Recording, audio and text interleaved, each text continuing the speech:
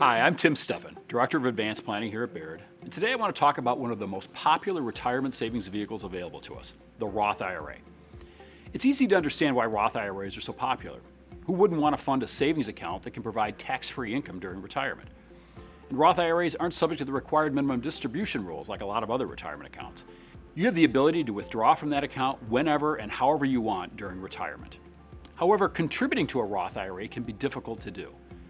Between the requirement to have compensation income and the fact that those with income over a certain threshold simply aren't allowed to contribute to a Roth, many individuals simply can't do a Roth contribution. Fortunately, there's a second way to fund a Roth IRA, and that's the Roth conversion. A Roth conversion means simply withdrawing or converting dollars from a traditional pre-tax account like an IRA or a 401k and moving those dollars into a Roth IRA. Now, doing so means paying tax on any dollars that come out of the original account, but once it's moved inside the Roth, all future earnings and withdrawals from the account can be completely tax-free as long as you meet a few basic tax rules. And anyone can do a Roth conversion, regardless of your age, income level, or employment status. As long as you have an existing retirement account, you can very likely convert that to a Roth IRA. But doing a Roth conversion can be an expensive proposition. A Roth conversion means voluntarily paying tax on money in your retirement account that otherwise might not be due for many years down the road in order to get that tax-free growth in the future. It's really important to evaluate whether a Roth conversion is really in your best interest. At Baird, we have 3 different tests we like to apply to determine whether a Roth conversion is appropriate for your specific situation. The first of those tests is this: how are you going to pay the tax that's due on the conversion itself? Now, when you take the money out of your IRA or 401k as part of the conversion, you can have some of that withheld to cover the tax costs generated by the conversion. Ideally, you would use dollars outside the retirement account to pay that tax cost, leaving as much money as possible to go into the Roth, growing and accumulating on a tax-free basis. This is especially true if you do a conversion under age 59 and a half. If you are under that age, any withdrawals that come out of a retirement account that don't go to a Roth IRA are considered an early withdrawal and can very possibly be subject to a 10% early tax penalty. Now, using IRA or 401k dollars to pay the cost of the conversion doesn't necessarily mean that a conversion is not a good strategy. It just means that it may take longer for the benefits of the Roth to become apparent. But as you'll find out later, time can be one of your best friends when it comes to evaluating a Roth conversion. Our second test for evaluating a conversion has to do with tax rates. What is the tax rate you're going to pay on the conversion today, and how does that compare to the tax rate you might pay on those withdrawals later in retirement? In a perfect world, you would do a Roth conversion during a year when your tax rate is going to be much lower than what it would be during retirement when you otherwise might access those funds. One of the best times to do a Roth conversion is during what we call the trough period. This is the period of time after retirement when your wages have gone away and before you've begun taking Social Security benefits or become subject to the required minimum distribution rules. During this period of time, retirees tend to have the most control over their income in terms of how much and the source of that income, leaving you the best flexibility for managing the tax cost of a Roth conversion. Now, to be honest, it's really impossible to predict future tax rates just a couple of years down the road, let alone decades from now, for those who might be converting at younger ages. That's why rather than focusing on tax rates, maybe think about your income level.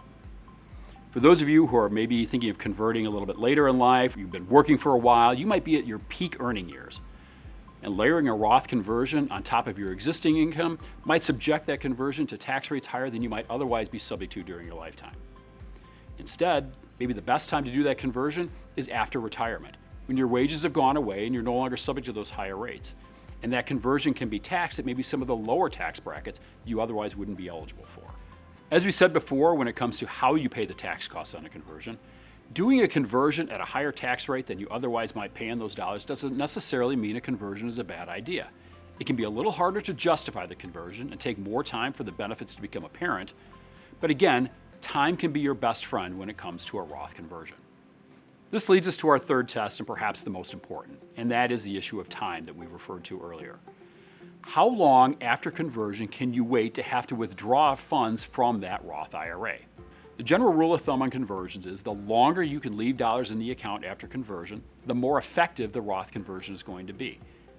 You want to let those dollars stay in the account, growing and accumulating on a tax-free basis for as long as possible to overcome that perhaps significant tax drag you experienced upfront to do the conversion. While ideally you wouldn't use IRA or 401k dollars to pay the tax cost of the conversion, and ideally you wouldn't convert at a time when your tax rate is higher than it otherwise might be in retirement, both of those can be overcome by leaving the dollars in the Roth account for as long as possible, accumulating on a tax-free basis. It may turn out, however, that the time frame you have to wait to maximize the benefit of the Roth is longer than you're willing or able to wait.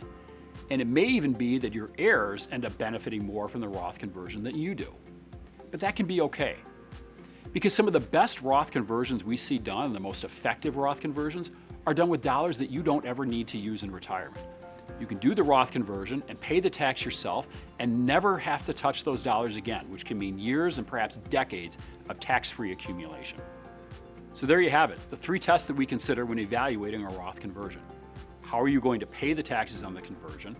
How does the tax rate on the conversion compare to the tax rate that you might have later in retirement? And how soon do you have to withdraw from that Roth account after conversion? Now, to be fair, there are other factors to consider with a Roth conversion, such as the fact that Roth IRAs are not subject to required minimum distributions, or the fact that a Roth can serve as almost an emergency savings account for those unexpected expenses that hit during retirement. And there's an estate planning angle to Roth conversions, as it may make more sense for you to pay the tax in your conversion than for your kids or grandkids when they inherit the accounts.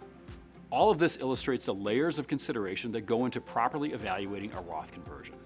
Fortunately, your Baird financial advisor has the tools and expertise necessary to look at a Roth conversion under your specific needs and circumstances.